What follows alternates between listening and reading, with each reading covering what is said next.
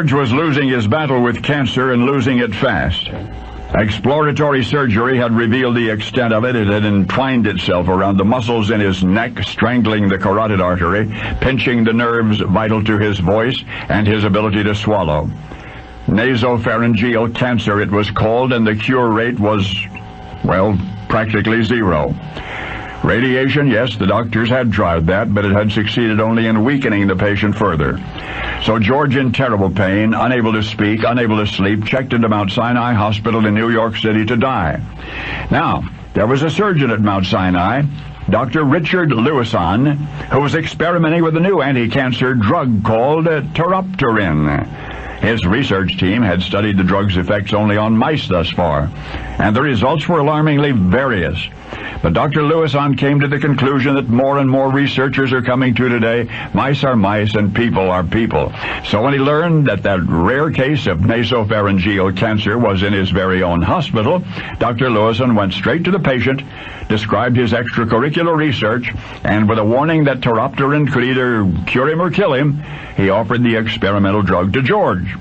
Well, George was quiet for what seemed like a long while.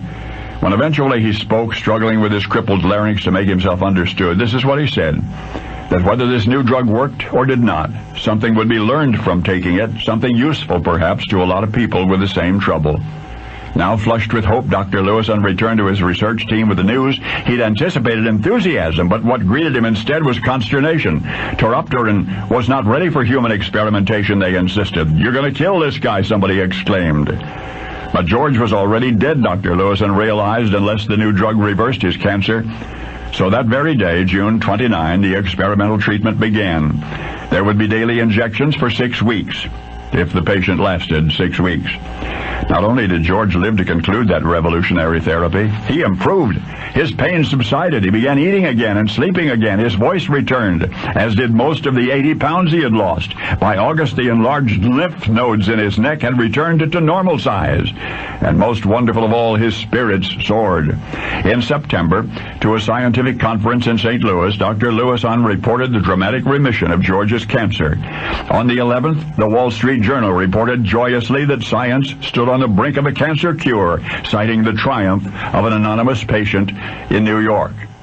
But could you ever have guessed that Dr. Lewison's research team, remember how indignant they were that their earlier admonitions had gone unheeded? Subsequently, they resigned from Mount Sinai Hospital, so George received no follow-up therapy, and within a year the cancer had returned, and by August 16 of 1948 he was dead of pneumonia. For a while he was a dead man walking, bolstered by a drug now closely related to chemotherapy drugs which you're using every day. The entire world knows George's otherwise accomplishments, but today you have met the medical pioneer, number one on another playing field, George Herman Ruth. Babe Ruth? Babe Ruth. And now you know the rest of the story.